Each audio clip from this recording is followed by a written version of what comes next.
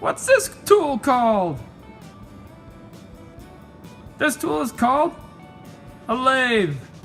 That's L-A-T-H-E, in case you need to know how to spell it.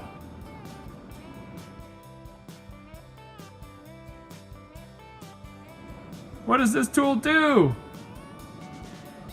This tool turns circular, or better put, cylindrical objects. What are the important parts of this tool? Well, I'm glad you asked, because the important parts of this tool are the headstock, located here,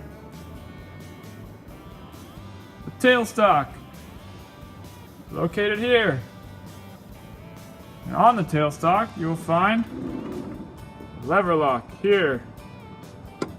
Unlocking it allows you to move the tailstock closer or further away from the headstock. Also, an important part of this tool is your tool rest. Yes, it is also equipped with two different lever locks. One will orient your lever lock back, forward, side to side, and one will get the height of your tool rest. Also important to this tool are your gouges, which are all the different types of gouges to take away material from your wood once it's on your lathe. Also important to this tool would be your on switch, and right here is speed control. Left is slower, right is faster. For larger pieces, you're going to use the slower speed because the outer side of the material will be rotating faster per rotation compared to smaller pieces. Those are the important parts of your tool.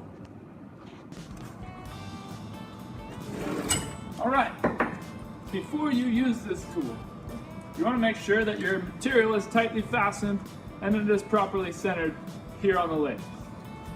So, you're going to want to make sure you draw your diagonals there from point to point, therefore finding the center of your piece. Then you're going to want to make sure that you get that nice and centered.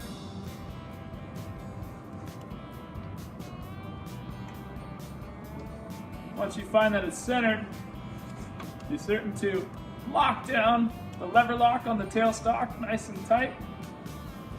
And then start cranking that puppy until you get it locked in.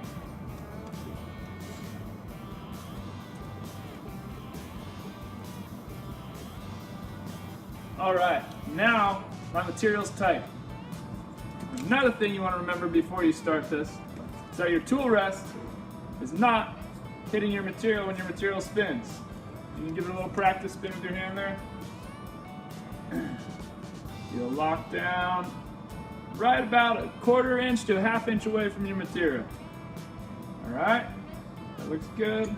And you want the height of your tool rest to sit right about the center, maybe a little higher than the material itself.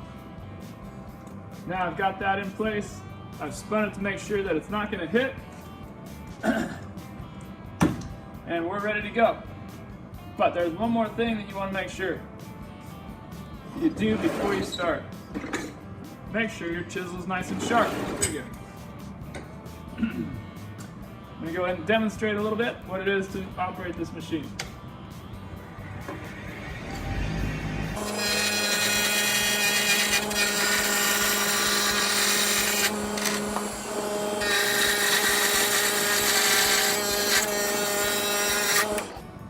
Alright, expect to get a little dusty.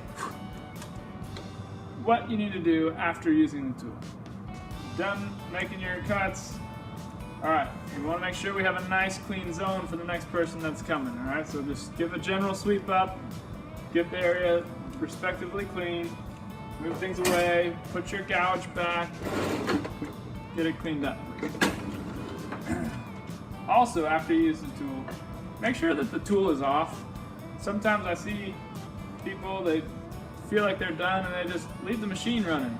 Or perhaps they've taken it out and they think it's funny to leave it running. Let's not do that. Alright, now, also, there are things that you should never do while using this tool. In review, 1, make sure you keep the tool rest away from the material as it's spinning. Never remove this tool rest while the machine is on, either. Alright? I also never want to see you checking measurements while the lathe is on. Alright, so you want to get your calipers out, you want to measure this? That's great. Just make sure that the tool is off. Now, I also want to make sure that when you go to sand your material and your lathe is running, I don't want to see your tool rest right up against your material. The reason for that is you stick your finger on there and for some reason the sandpaper catches a little tight and it drags your finger against this tool rest. The tool rest is pretty sharp itself and it could really take off a lot of skin. It won't be fun. And the last one is make sure your chisel never leaves the vicinity of the tool rest, because if your gouge, I should say, leaves the tool rest out here and this material's coming down, it's going to knock that gouge down into the bed. Maybe it'll fling back at your face. Who knows what'll happen? It could be dangerous. Just make sure you're always using the tool rest and that you're using it appropriately. Two important things to remember now when using this tool is to always move slowly and consistently. Okay, when you saw me doing the demonstration, you might have seen my fingers tight against here, my thumbs holding the pressure, and I'm just moving slowly side to side with the slight bend of my chisel, my gouge right there. Okay? And then also, always make sure that the tool rest stays close to the material. So as you start to cut this down, it will shrink, and therefore you'll need to stop the machine, move the tool rest closer, and start again. Alright, thank you very much. I hope you enjoyed this presentation on the lathe, L-A-T-H-E.